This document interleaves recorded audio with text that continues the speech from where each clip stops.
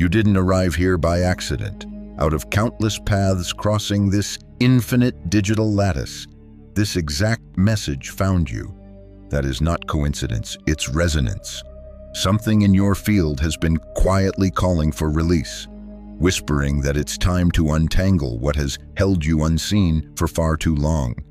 You may have felt it lately, the fatigue that no sleep can touch, the strange heaviness after certain conversations, the sense that pieces of your vitality are scattered in places you never meant to leave them. It isn't weakness, it's evidence. Your energy has been braided into patterns, stories, and people whose gravity you no longer wish to orbit. These are the cords, invisible, subtle, ancient, pulling at the edges of your soul's horizon. But here's the revelation. Those cords have no power of their own. They survive only on your attention, feeding on every replayed memory, every unspoken resentment, every act of caretaking done from fear instead of choice. The instant you stop feeding the script, it begins to dissolve, like mist under morning light. Imagine this life as a vast stage, the air thick with invisible lines of connection. Some threads glimmer with reciprocity, others hum with distortion. You've been acting inside a play written long before you were aware you had a voice in it. Yet now, standing here, you begin to sense the edges of the set. You start to see the ropes holding the scenery in place. And in that moment of recognition, the first shift occurs. The curtain trembles. The script loosens its grip. A deeper current within you awakens the part that remembers sovereignty, the part that never truly forgot how to choose its own vibration. So breathe, place your hand over your heart, feel the pulse echo through every fiber of your being. This is your signal to the universe that the untangling has begun. From this moment on, the threads pulling you backward begin to unravel, and what was once hidden prepares to set you free. The breath you just took ripples forward, loosening more than you realize. And from that pulse, awareness sharpens because freedom begins not in grand rituals, but in noticing the subtle leaks where your life force escapes. You've met this sensation before. You walk into a room alive with noise, laughter, stories, and walk out hollow, as if someone quietly unplugged your power source. You talk with a friend or relative and feel your body slump afterward, heart heavy, eyes dull. You tell yourself it's just fatigue, too much work, too little sleep. Yet part of you knows better. You can almost feel it, a thread tugging, a quiet siphon pulling at the edges of your field. Energetic drain isn't fantasy, it's a translation of resonance. Every being emits a signature, a complex chord of emotion, memory, and intention. When two signatures overlap, exchange happens. In harmony, the flow nourishes both sides. In distortion, one field begins to overabsorb while the other collapses inward. The body interprets this as tension, confusion, sudden exhaustion. This is how the invisible economy of energy works. Your attention is the currency. Every thought spent on worry, every impulse to fix another's mood, every replayed conversation invests voltage into someone else's timeline. Multiply that by years, and no wonder your system feels bankrupt. But the drain is not punishment. It is data feedback showing you where you've been funding realities that no longer reflect your truth. Notice the physical signals. A tightening at the solar plexus when a certain name appears on your phone, a fluttering in the chest before a meeting. These are the nervous system's alarms, subtle but honest. The body doesn't lie, it whispers what the mind refuses to see. Here's the paradox: sensitivity, the very trait that seems to make you vulnerable, is actually your diagnostic tool. It's your built-in quantum detector. The empath, long told they feel too much, is simply wired to perceive coherence and incoherence with precision. When your system contracts around another's chaos, it's not fragility, it's calibration. You are measuring dissonance in real time, so instead of shaming your sensitivity, treat it as a compass. Ask, does my energy expand or shrink in this presence? The answer tells you everything. Expansion equals resonance. Contraction signals misalignment. You don't need judgment, only observation. The moment you see the pattern, you withdraw the unconscious consent that sustains it. Consider a practice after each interaction today. Pause for 1 breath, cycle in for 5. Hold for 2. Exhale for 7. During that exhale, visualize the air leaving your body, carrying away any static that isn't yours. Simple, mechanical, yet profound. You'll feel the difference almost instantly. The physics behind this is humble attention collapses potential into form. When you shift your attention back to your center, you collapse the drain itself. You reroute the current home. Imagine your field as a sphere of light whose surface is semi-permeable, intelligent. When you forget it, openings form and cords slip through. When you remember it, the surface firms not as a wall, but as a membrane of discernment. In coherence, the leaks seal themselves. So the next time you feel mysteriously tired, don't just reach for caffeine or distraction. Pause, ask, where did I just invest my frequency? The answer will arrive quietly. Perhaps as an image, a name, or a sensation. Listen. Awareness alone begins the repair. Because energetic drain is never random, it's resonance misplaced. And once you learn where your current flows, you reclaim the switch. You realize fatigue isn't a flaw in your system. It's the body's way of saying, remember where you belong. That recognition, that fatigue as a message, not a malfunction, becomes your first defense. But awareness alone soon reveals another pattern hiding beneath the drain manipulation. The quiet architect of energetic loops. You can feel it when it happens. A conversation starts soft, perhaps tender, yet ends with you doubting yourself. Someone's disappointment suddenly feels like your fault. Their crisis becomes your emergency. Their silence provokes your guilt. You leave the exchange thinking you've failed some invisible test. That's not empathy. That's entanglement disguised as care. In the energetic language of the field, manipulation isn't just psychological, it's vibrational hijack. The manipulator doesn't always know they're doing it. They simply emit a signal shaped by unmet need, guilt, fear, hunger for control, and your empathic frequency. Trained to harmonize, rushes to balance it. The field locks. Their discomfort eases while your system carries the weight. Notice the rhythm of this exchange. They send distress. You respond. Relief arrives temporarily, but the pattern resets. This is the feedback loop. It feeds on emotion, the most potent currency in the quantum realm. Each time you react, you amplify the frequency you wish to escape. Here's the subtle trick. The ego wants to fix it.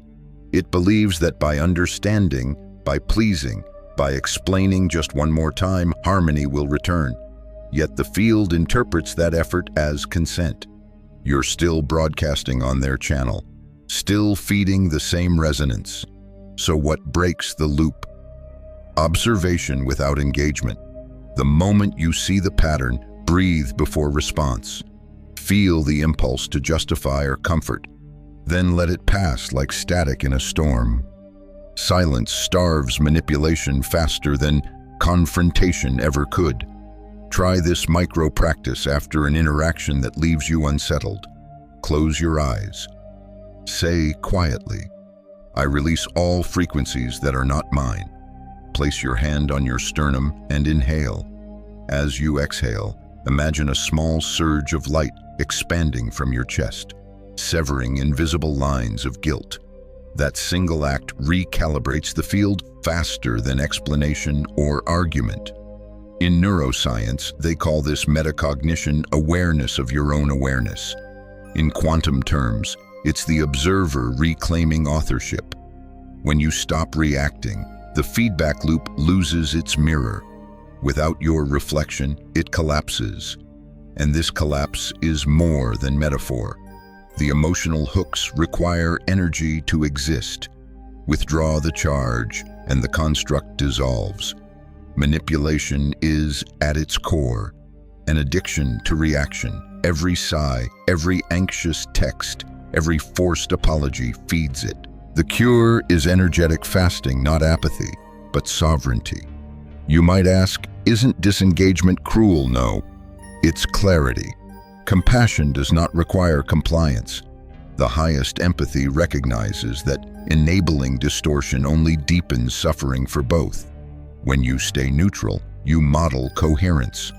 And sometimes that resonance alone becomes the other's mirror of awakening. But there's another layer. The manipulator often mirrors your own unhealed pattern, the part of you still seeking validation through fixing. The loop isn't just between two people, it's within you. Seeing this isn't blame, it's liberation. It means you can end the circuit from your side alone. So the next time someone's energy pulls at you like a tide, remember tides only move what floats.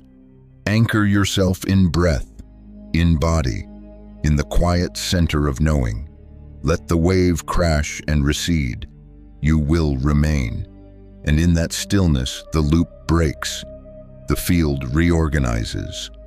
What was once emotional warfare becomes silence, not empty, but luminous. The moment you no longer respond from compulsion, you cease to be food for the frequency. This is where untangling truly begins, not through confrontation, but through conscious neutrality. When you stop feeding the storm, you remember what calm feels like. And calm, my friend, is the frequency of sovereignty. From the quiet of that neutrality, another truth begins to surface subtler, deeper, and more disorienting. Once manipulation fades, you may notice that something else has been taken. Not your energy this time, but your reflection. Identity distortion is the most insidious residue of entanglement. It doesn't announce itself with exhaustion or anger. It seeps in quietly, through compromise, through small silences, through 100 tiny concessions made just to keep peace, to avoid rupture, to preserve the illusion of connection. You begin to talk in ways that don't sound like you, agree to things you don't truly want, adopt opinions that once made you wince. The changes are so incremental that by the time you notice, the mirror is already fogged. You stare at your life and realize you've been edited out of your own story. Quantum language gives this shape. Your wave function has been collapsed by someone else's observation. You have allowed their perception to define your boundaries of reality. You became the image they needed, not the being you are. And when you live in another's projection long enough, it feels safer than truth because the script is predictable, even if it hurts. But here's the luminous paradox: distortion only persists in darkness.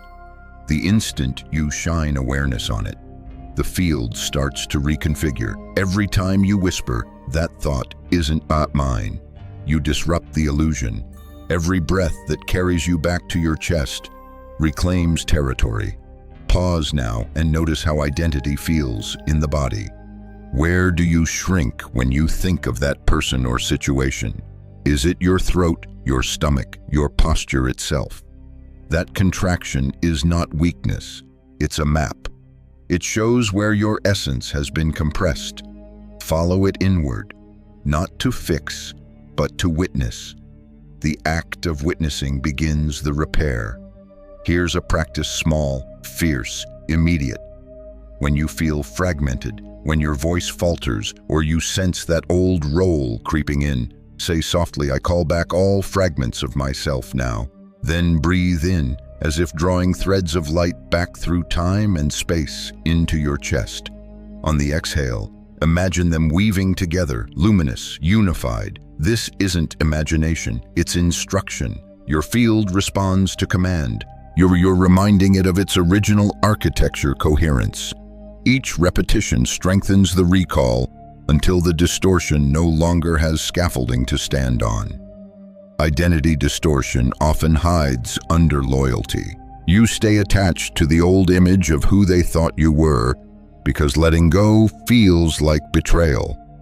But staying small is the deeper betrayal, the one against your own becoming. The truth is, when you reclaim your authenticity, you free everyone involved. The script can no longer cast you in a role you refuse to play. And what of guilt? That last tether of distortion. Guilt says, if I change, they'll hurt.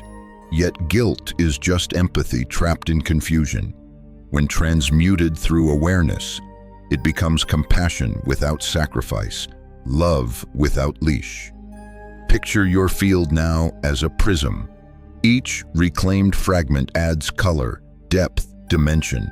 The dull grayscale of distortion begins to glow again. This is not return to who you were, but emergence into who you are, becoming a version uncollapsed by anyone's gaze. The self does not need to fight for existence. It needs only to be seen by its own observer, you, right now.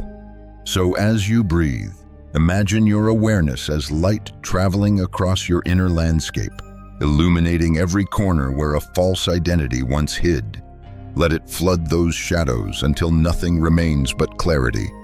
The fog lifts. The mirror clears. You stand reflected again, not as shadow, not as echo, but as origin. And with that recognition, the next layer of cords begins to loosen, the ones that were never just personal, but ancient, karmic, echoing through timelines.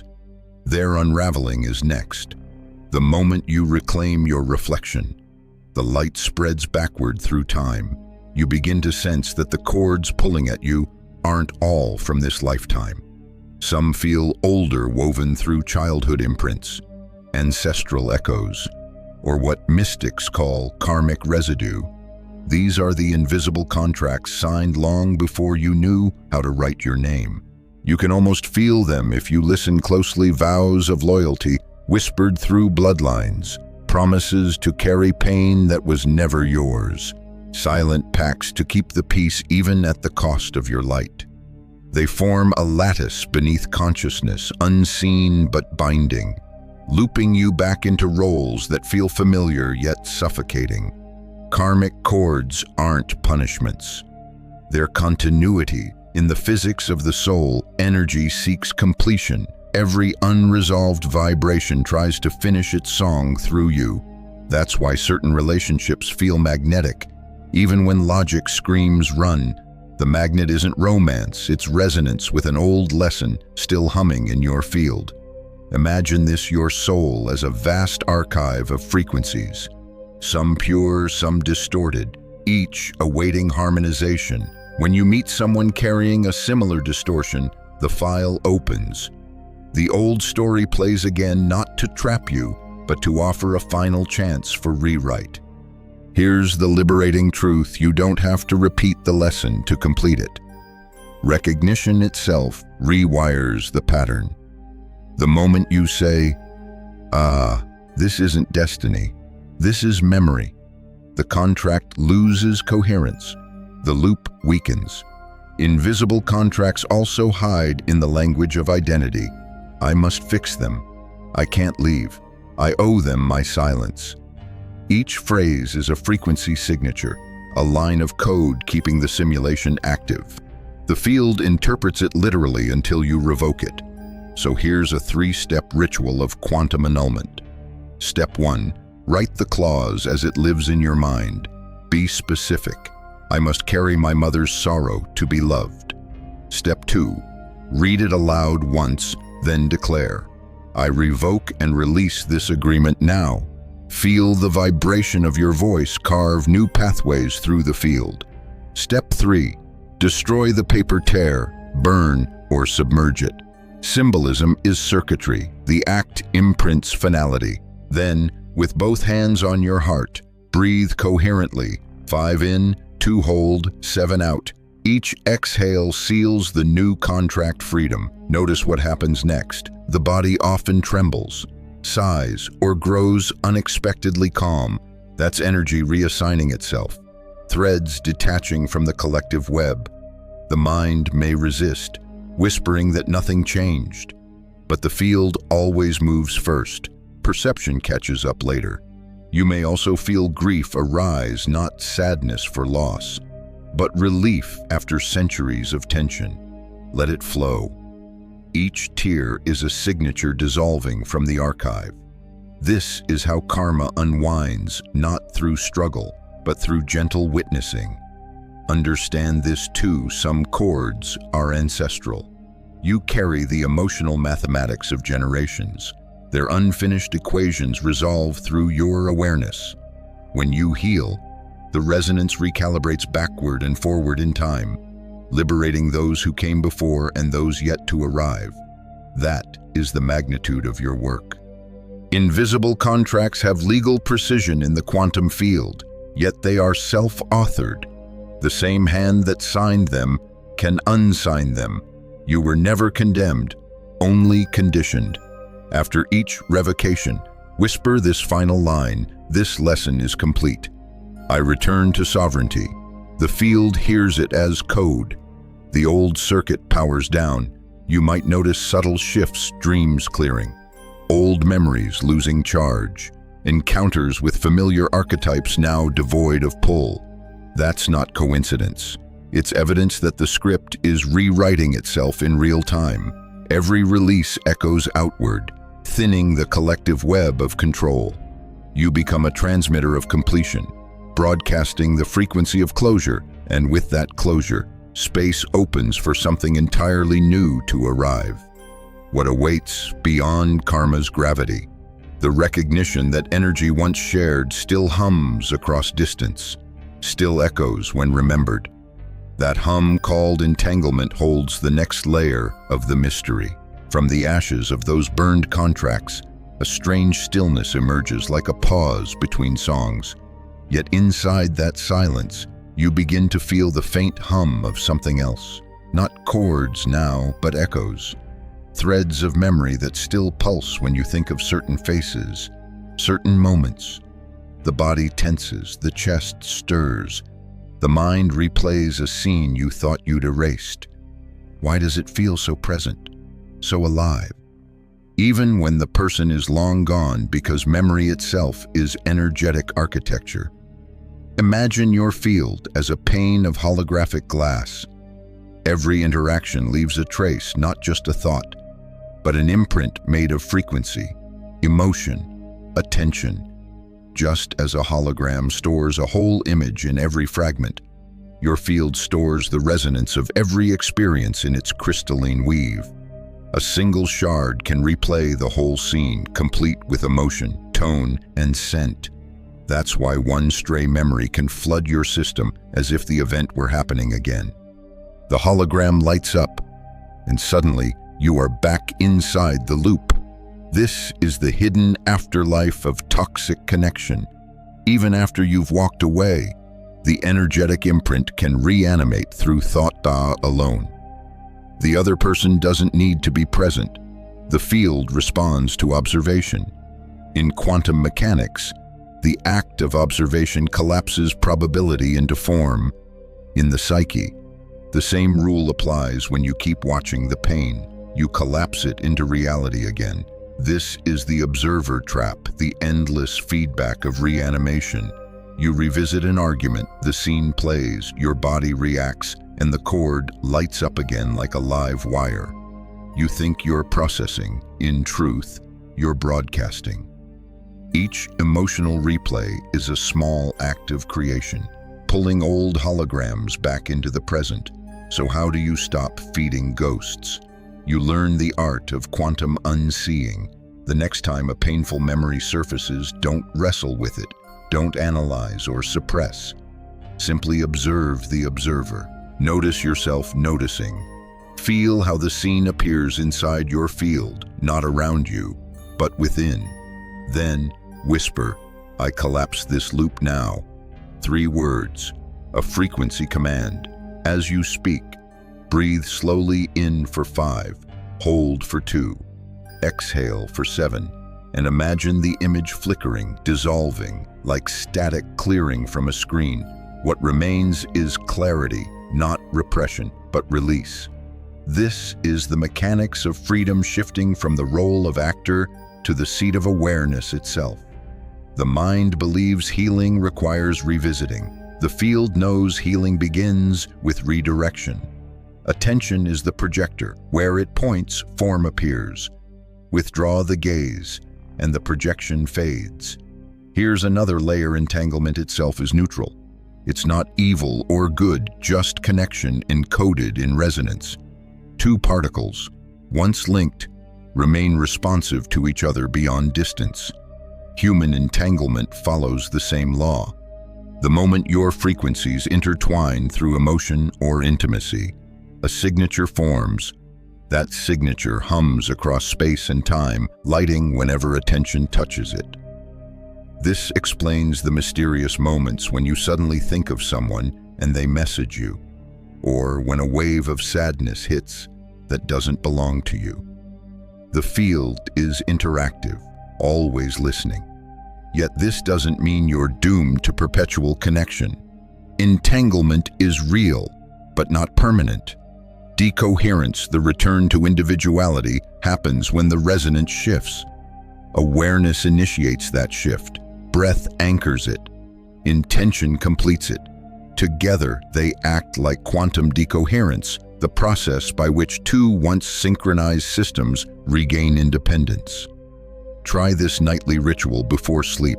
Close your eyes and imagine all threads of thought glowing around you like filaments. With each exhale, let them drift back to their origins, to people, places, memories, until only your own light remains. Whisper, I release all holographic projections that do not serve my current timeline. The words act like code. The field obeys coherence. Over time, the static fades. The memories stop flashing like old film reels. The body relaxes, and what returns is presence unhooked, unobserved, unbound. The observer trap is only a mirror trick. Once you realize that attention animates what it watches, you reclaim the power to choose what lives inside your field. The past cannot haunt you unless you look back to invite it in. And when you master the art of not looking, not from denial, but from knowing, you'll discover the next paradox: cutting cords isn't the answer either. Because what you fight, you feed. The secret lies not in severing connection, but in changing the resonance that created it. That last truth lands like a quiet thunder: what you fight, you feed. You realize now that all the cutting, all the visualized scissors and swords of light, were only ever slicing smoke. The form reappeared because the pattern beneath it remained unchanged. The cord regrew, not because you failed, but because resonance remembers. Here's the paradox the ancients hinted at, and quantum physics now echoes: vibration sustains form. The field will always stabilize to match the signal you broadcast. If your inner frequency hums in guilt, fear, or longing, then even after 1,000 rituals, the cord reforms the moment you return to that note.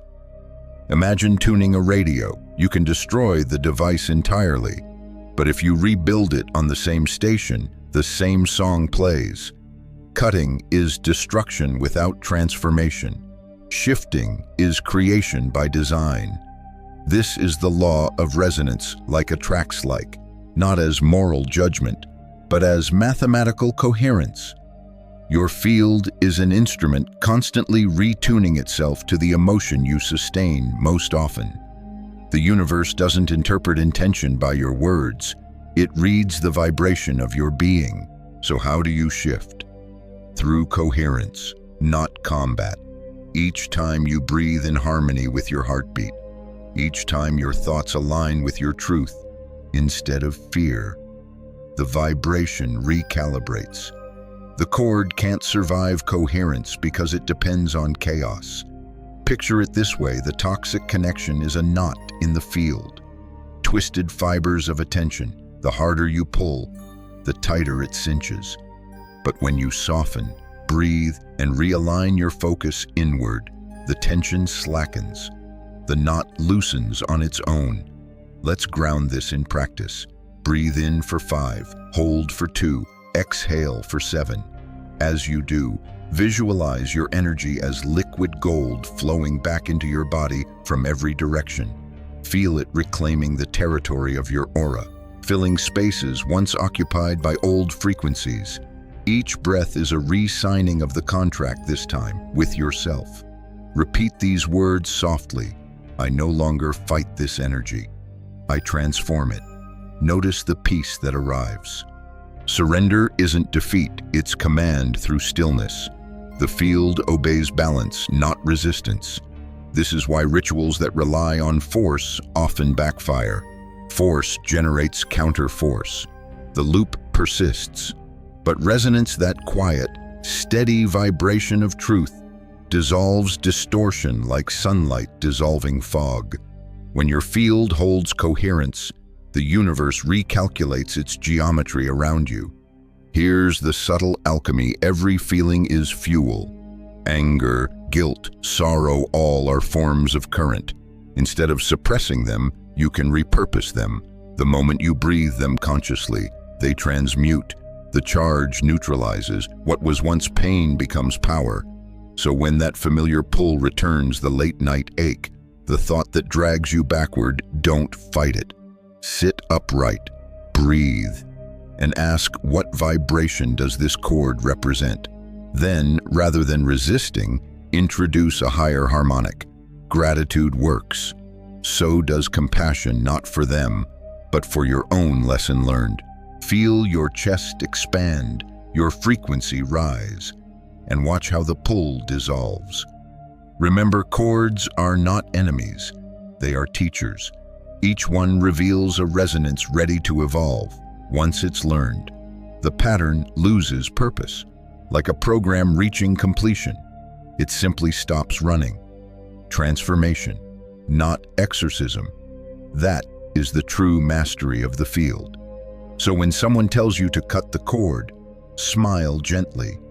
Know that chords cannot withstand coherence. You don't need to swing a sword, you only need to vibrate in truth. In that vibration, every tether finds its own ending. What comes next after this surrender isn't emptiness, it's embodiment, for the shift to anchor. The new resonance must live in your breath, your bones, your stance. The body becomes the temple where the field stabilizes. That's where we go next. That surrender, the moment you stopped cutting and began transforming, creates a soft gravity inside you. The energy that once rushed outward to fight or defend now flows inward, pooling, integrating. It's warm, grounded. You can feel it settling in your ribs, behind your heart, inside your spine. That's embodiment awareness anchored in flesh, spirit woven back through matter. Because liberation that stays in the mind isn't stable. The field may clear for a while, but unless the body receives the signal, the old resonance will echo through posture and gesture. The nervous system keeps broadcasting the past. To truly become sovereign, you must teach the body what freedom feels like. Start simple.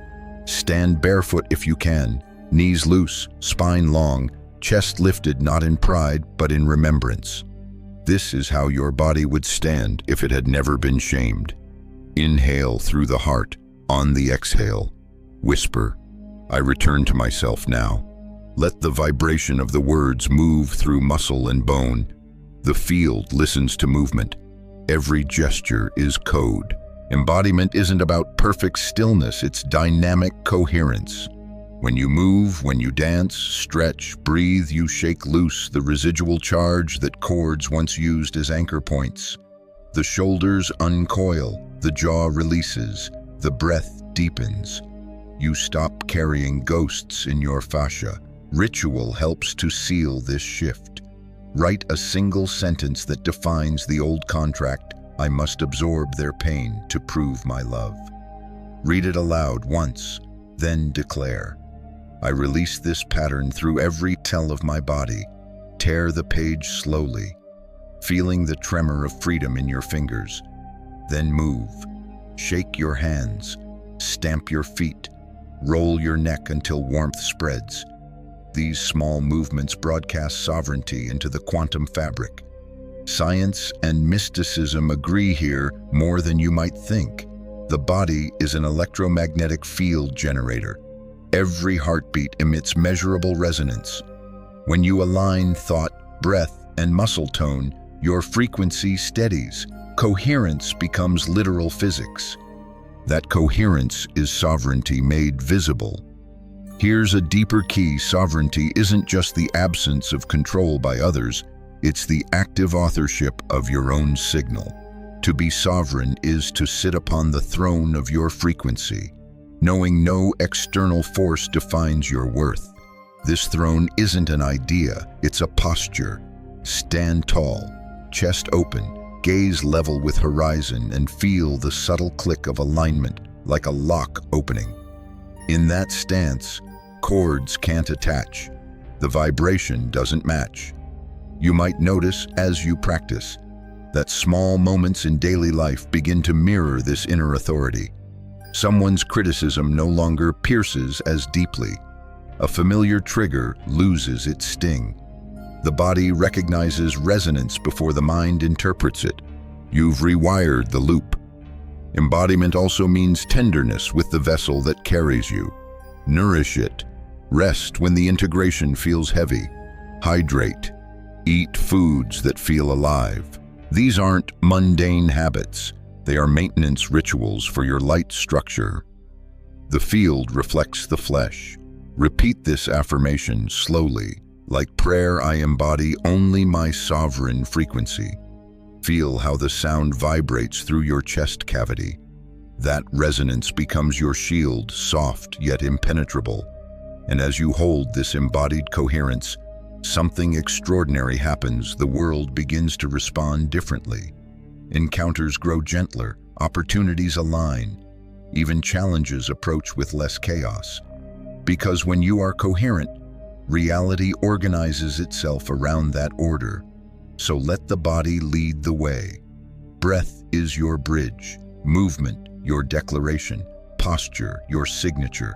Embodiment is the proof that your untangling is no longer conceptual. It's cellular. From here, the journey expands outward again. The personal field stabilized. You begin to notice the architecture forming around you: boundaries, structure, design. The temple of your energy is ready to be built.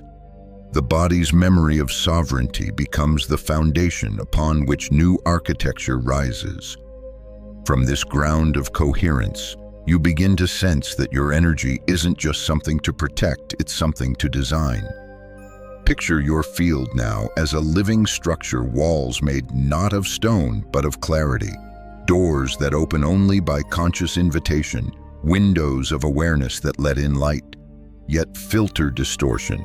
This is your temple, not a fortress, but a sanctuary. Boundaries are not built through fear, they are drawn by resonance. You no longer need to say no in defense. Your frequency itself becomes the filter. When an energy approaches that doesn't match the vibration of truth, it simply can't cross the threshold.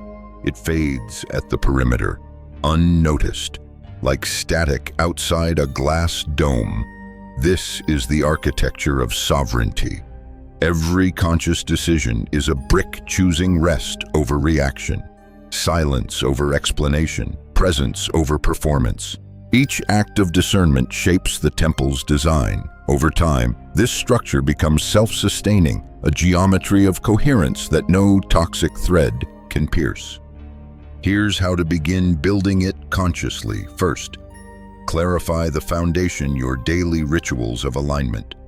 The morning breath, the simple hand on the heart, the coherent exhale that resets your field before you meet the world. These are your grounding stones. Second, design the entrances: your language, your choices, your invitations. Before saying yes, ask, does this align with my highest frequency? If not, decline with peace. Every graceful refusal is another gate wisely placed. Third, shape the rhythm of the temple, how you spend your time, whom you allow near your inner altar. Remember, not all who knock belong within. As your architecture strengthens, something subtle shifts. You stop oscillating between openness and defense. You exist in steady harmony, receptive, yet rooted. The world begins to feel safe, not because it changes, but because you have. This inner design ripples outward. Coherent fields generate coherence in others, a phenomenon science calls entrainment. Mystics call collective resonance. When your field hums in harmony, nearby systems synchronize. You've felt this before, the peace that spreads in a room after one calm person enters, the relief that blooms when someone truly listens. That's coherence radiating outward. Now imagine the scale of that influence when thousands, millions of people begin to live from this architecture. The collective grid starts to brighten. Toxic webs that once thrived on confusion and fear lose power because the field no longer feeds them. You become, quite literally, a transmitter of order in a world addicted to chaos. Your personal temple becomes a tuning fork for humanity's awakening.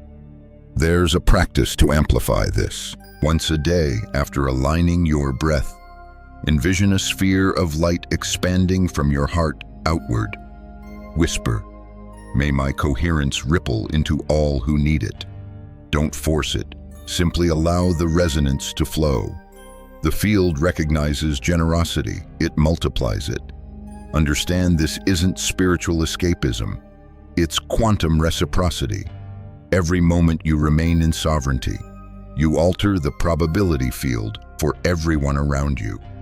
One steady signal can stabilize 1,000 wavering ones. Boundaries, then, are not separation. They're sacred design, ensuring your temple becomes a lighthouse rather than a fortress. The difference is intention. Fear builds walls to keep out pain. Sovereignty constructs pillars to hold light.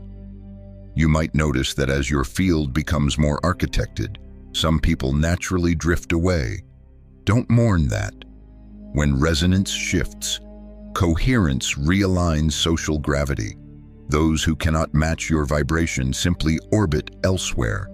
New connections arrive quieter, truer, grounded in mutual respect. This isn't loss, it's evolution.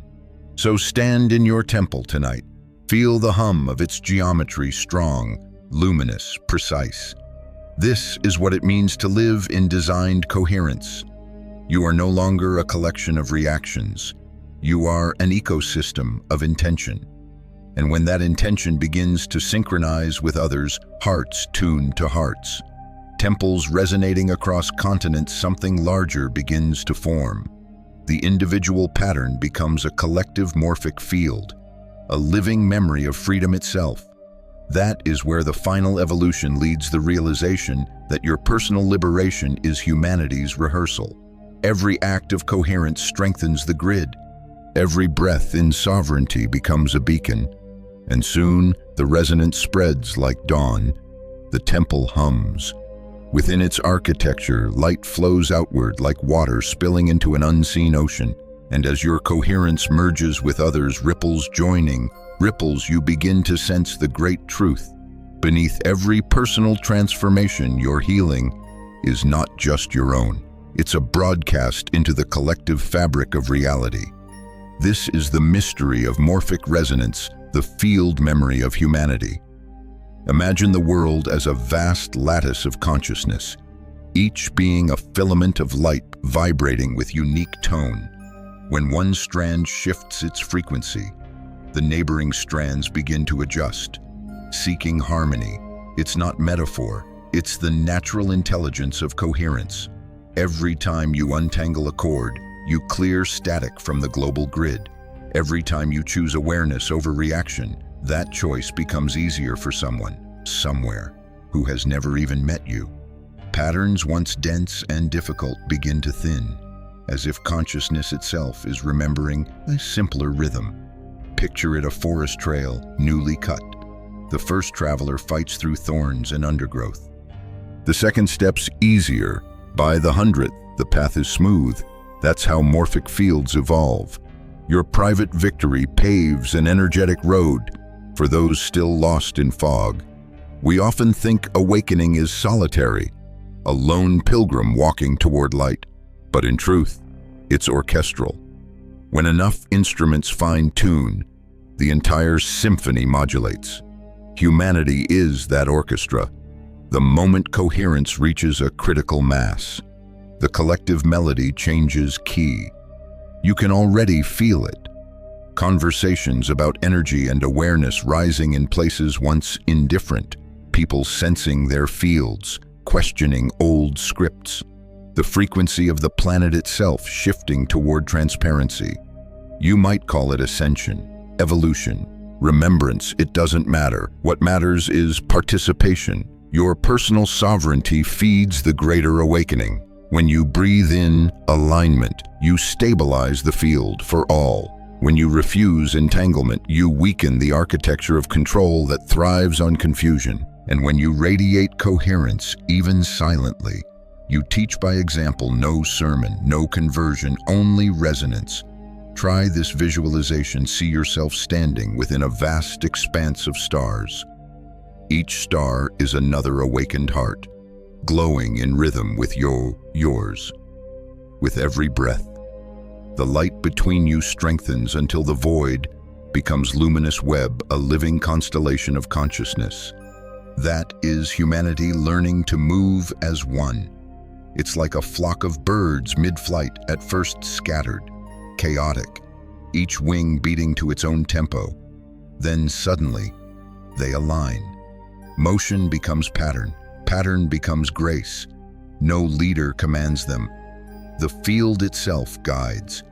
This is where we are headed, a collective movement from reaction to rhythm, from chaos to choreography. Remember, morphic resonance means patterns amplify through repetition. So your daily practices, breath, coherence, awareness are not small. They are the algorithm rewriting the human template. Each repetition strengthens the new code, freedom as default, sovereignty as norm. You are not one drop in the ocean. You are the ocean realizing itself as many drops. Every thought of peace, every act of compassion, every moment of self-honesty echoes across the grid. Somewhere, another heart steadies because yours did. So as this awareness expands, hold humility. You're part of a vast awakening wave, not its author, but its participant. Let that truth lighten you. You don't have to save the world, you only have to stay coherent within it.